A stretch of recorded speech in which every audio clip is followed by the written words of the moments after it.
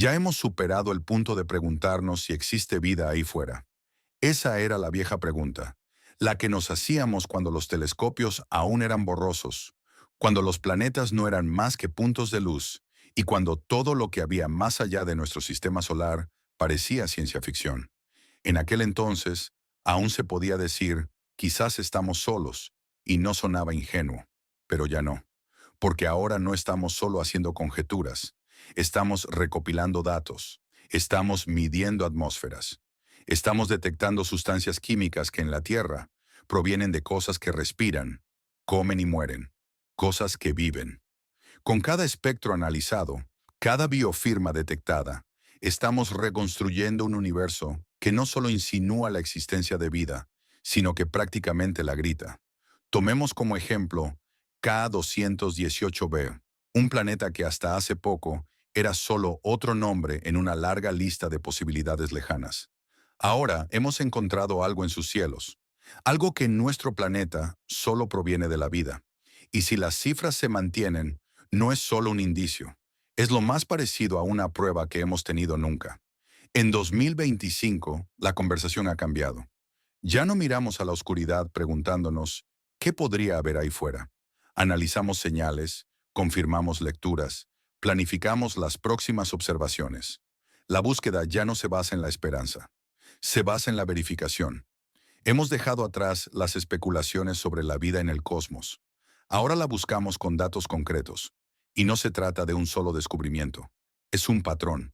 Galaxias que se formaron antes de lo previsto. Planetas que no deberían existir, pero existen.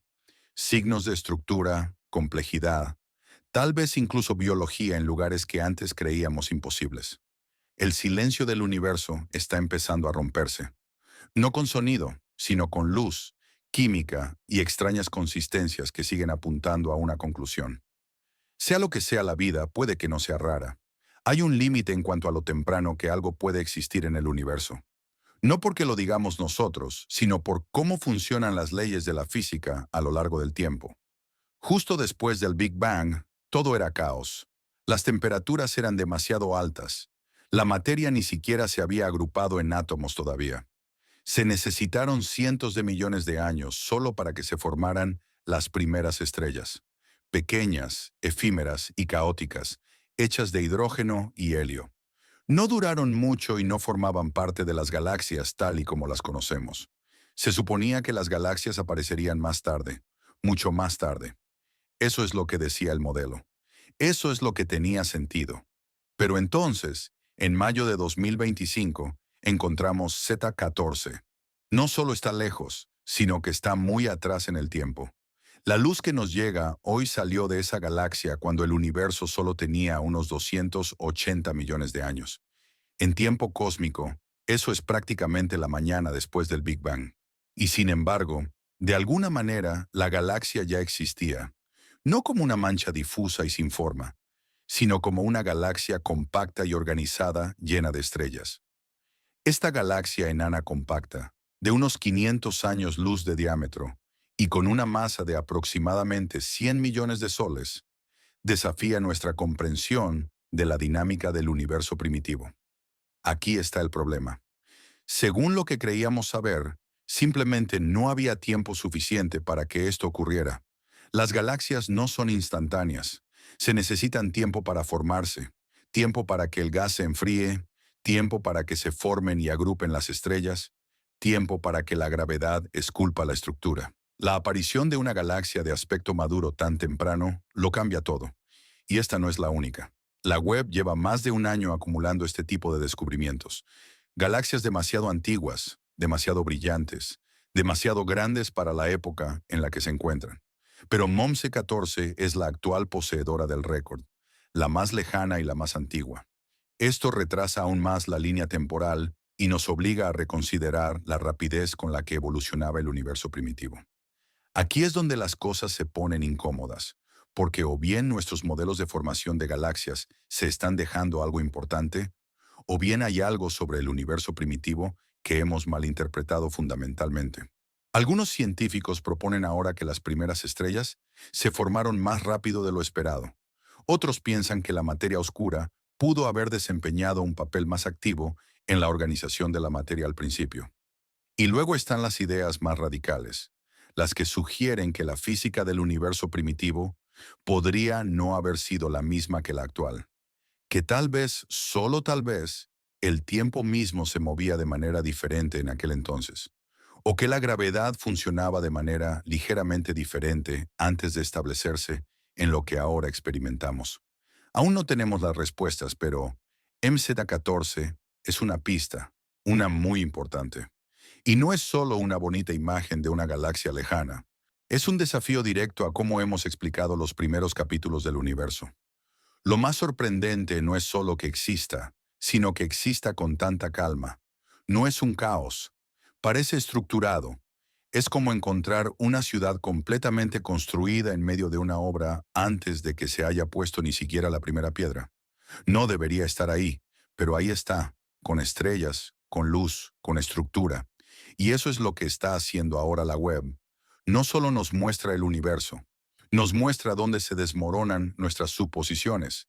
Cada vez que apuntamos más profundamente al espacio, también apuntamos más atrás en el tiempo. Y cuanto más atrás miramos, más nos damos cuenta de que el universo no esperó a que lo entendiéramos antes de ponerse en marcha. Ya se estaba construyendo, ya estaba evolucionando, ya estaba creando estructuras complejas, más rápido de lo que creíamos posible. C14 no es solo una galaxia, es un mensaje del pasado que todavía estamos tratando de traducir.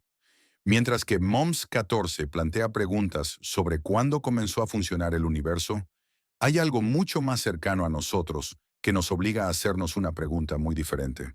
No se trata de cuándo comenzaron las cosas, sino de si hay algo ahí fuera que ya está vivo, que no es imaginario, ni teórico, ni algo que sucederá algún día en el futuro, sino que existe ahora mismo. Ese planeta es K218b.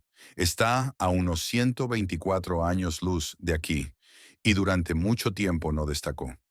Era solo otro exoplaneta orbitando una pequeña y tranquila enana roja. Era interesante porque se encontraba en la zona habitable, la región donde las condiciones podrían permitir la existencia de agua líquida. Pero, aparte de eso, no había mucho que emocionara. Demasiado grande para parecerse a la Tierra. Demasiado extraño para aparecer en los titulares.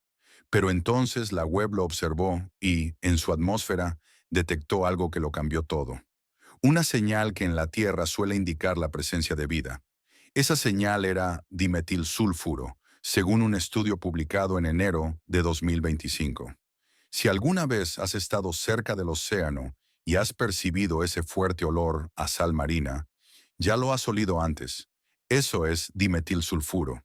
En la Tierra es liberado casi en su totalidad por diminutos organismos marinos cuando mueren y se descomponen. Este gas se eleva desde el océano hacia la atmósfera. No dura mucho tiempo. La luz solar y el oxígeno lo destruyen con bastante rapidez. Por lo tanto, para que permanezca en la atmósfera, tiene que ser reabastecido constantemente por la vida. Así que, cuando Webb detectó trazas de ese gas en los cielos de K218b, los científicos no sacaron conclusiones precipitadas, al menos no públicamente. Siempre hay una larga lista de cosas que pueden salir mal, lecturas erróneas, señales superpuestas o un proceso químico extraño que aún no comprendemos. El gas podría haber sido otra cosa completamente diferente, como el metano, que comparte algunos marcadores similares en el espectro infrarrojo. Lo prudente, lo científico, era comprobarlo. Y eso hicieron. Y la segunda vez, la señal no solo volvió a aparecer, sino que lo hizo con más fuerza. No solo seguía allí el dimetilsulfuro, sino que su concentración se estimó en 1000 veces superior a la que encontramos en la atmósfera terrestre. No es una señal insignificante. No es una casualidad. Es algo que está expulsando gas a gran escala. Ahora es cuando las cosas se ponen incómodas. En la Tierra no se conoce ninguna forma de que el dimetilsulfuro llegue al aire en esas cantidades sin que intervenga algún ser vivo. Nunca hemos visto un proceso puramente geológico o atmosférico que pueda explicarlo. Eso no significa que sea imposible, pero por ahora no tenemos una respuesta mejor. Y recuerden, Se trata de un planeta con una atmósfera densa, rica en hidrógeno y cubierto por un océano global profundo. Si existe vida allí, probablemente no se parezca a nada que conozcamos. Podría tratarse de microorganismos, organismos diminutos que flotan en el mar y reaccionan químicamente con su entorno. Pero si la señal es tan fuerte, puede que no estemos hablando de unos pocos microbios dispersos. Podríamos estar hablando de todo un ecosistema, un planeta oceánico vivo y que respira. Y si ese es el caso, entonces ya hemos hecho el descubrimiento más importante de la historia de la ciencia. Por supuesto, aún quedan pasos por dar antes de que nadie pueda decirlo en voz alta. Los datos deben confirmarse de nuevo, idealmente con otros instrumentos y por otros equipos. Más observaciones y experimentos podrían aclarar si el DMS-DMK-218b es un indicio de vida extraterrestre o una falsa alarma química. Por ahora es una pista emocionante. Incluso entonces, tendremos que descartar todas las demás explicaciones posibles: química, geología, física atmosférica. Pero si nada más encaja y la señal se mantiene, entonces ya no se trata de una teoría. Se trata de una prueba real, medible y comprobable. Y eso cambia por completo el debate, porque ahora ya no estamos hablando de si podría existir vida en el universo. Estamos hablando de cuánto has avanzado, cómo es, cuál es su química, cómo sobrevive, cómo evoluciona. Y ese tipo de preguntas ya no parecen tan lejanas. No cuando las pistas ya están en el cielo, llegando desde un planeta a solo 124 años luz de distancia. Solíamos pensar en la vida extraterrestre como algo que podríamos encontrar en un futuro lejano, algo enterrado en fósiles, congelado bajo el hielo marciano o escondido en una luna que orbita Júpiter. Pero ahora podría ser algo vivo en este mismo momento, respirando en su cielo. Y quizá ya lo estemos observando desde aquí. Hay algo inquietante en reconocerse a uno mismo en el pasado, porque una vez que ves algo familiar en un lugar donde no debería estar, no puedes dejar de verlo. Se te queda grabado. Plantea un tipo diferente de pregunta, no sobre lo que es posible, sino sobre cuándo debería haber sido posible en primer lugar. Eso es lo que ocurrió cuando los científicos observaron una antigua galaxia llamada Otalón.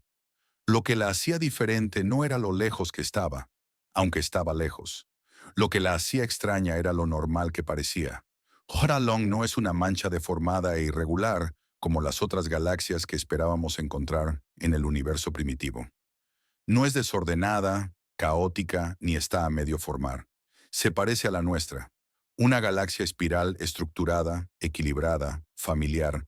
Eso es un problema porque, según todo lo que creíamos saber sobre la formación de las galaxias espirales como la nuestra, grandes sistemas en forma de disco con brazos giratorios y protuberancias centrales, no debían aparecer tan pronto. No 1.000 millones de años después del Big Bang, ni siquiera cerca.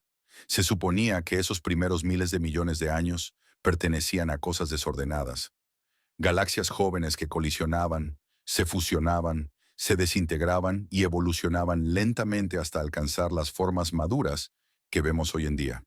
Se suponía que las galaxias espirales eran el resultado de todo ese caos, no algo que aparecía pronto y se quedaba ahí. Pero Yulong desafía todo eso. Cuando Webb la observó, no estaba viendo algo a medio camino. Estaba viendo algo que ya había llegado. Sus brazos son visibles. Su estructura es estable. Parece que lleva mucho tiempo en equilibrio, lo que significa que tuvo que formarse incluso antes de lo que vemos ahora. En otras palabras, ya había pasado por la parte violenta de su crecimiento y se había asentado en una estructura madura. Una estructura como la de la Vía Láctea en los primeros 1.000 millones de años del universo. Eso no solo es sorprendente, es disruptivo. Nos dice que tal vez la evolución de las galaxias no es una larga y lenta marcha del desorden al orden. Tal vez, en las condiciones adecuadas, algunas galaxias encuentran el equilibrio temprano. Quizás nuestros modelos son demasiado rígidos. O quizás nos estamos perdiendo algo fundamental sobre la forma en que la materia se agrupó en el cosmos primitivo. Yulong no es solo un caso atípico, es parte de un patrón creciente. Webb está encontrando cada vez más galaxias primitivas, bien estructuradas en lugares donde se suponía que no había suficiente tiempo o material para que se formara ese tipo de estructura. Cuanto más profundizamos, más se curva la línea temporal. Y no se trata solo de la estructura, también se trata de la habitabilidad, porque las galaxias como la Vía Láctea proporcionan estabilidad. Ofrecen entornos en los que los sistemas solares pueden existir durante miles de millones de años, sin perturbaciones constantes, donde los planetas pueden formarse, asentarse y tal vez incluso albergar vida. Por lo tanto, si galaxias como Yulong existían tan pronto, eso significa que podrían haber existido condiciones estables, del tipo que podrían permitir el surgimiento de la vida mucho antes de lo que pensábamos. Y eso plantea la siguiente pregunta. Si la vida tuvo tiempo, ¿lo aprovechó? Aún no lo sabemos. Pero lo que sí sabemos es esto. Nuestro lugar en el universo ahora nos parece un poco menos único. Nuestra estructura, nuestra espiral, nuestro rincón tranquilo en una galaxia equilibrada. Puede que no sea especial. Puede que solo sea temprano o tarde. En cualquier caso, Yulong nos recuerda algo que seguimos descubriendo con cada nueva imagen de la web. El pasado no es como esperábamos. A veces se parece mucho a nuestro hogar. Después de mirar tan lejos que estamos literalmente contemplando el comienzo del tiempo, es fácil olvidar lo mucho que aún no entendemos de los lugares que tenemos justo al lado. Por eso sorprendió a todo el mundo cuando centró su atención en Neptuno. No es de esperar que un observatorio espacial construido para observar las primeras galaxias se fije en los planetas de nuestro propio sistema solar, pero eso es precisamente lo que ha hecho. Y lo que ha encontrado no son solo más detalles. Es un recordatorio de que incluso lo familiar sigue estando lleno de incógnitas. Porque Neptuno, al parecer, también ha estado guardando secretos. Es el planeta más lejano de nuestro sistema, oscuro, helado y que rara vez es objeto de atención. La mayor parte de lo que sabemos sobre él proviene de un único encuentro cercano, el de la Voyager 2, en 1989. Desde entonces, se ha estudiado principalmente desde la distancia, a través de observaciones borrosas desde Tierra y miradas fugaces desde telescopios espaciales. Así que, cuando el JWST finalmente giró su espejo en esa dirección, fue la imagen más nítida que hemos tenido nunca. Y enseguida destacó algo: las auroras.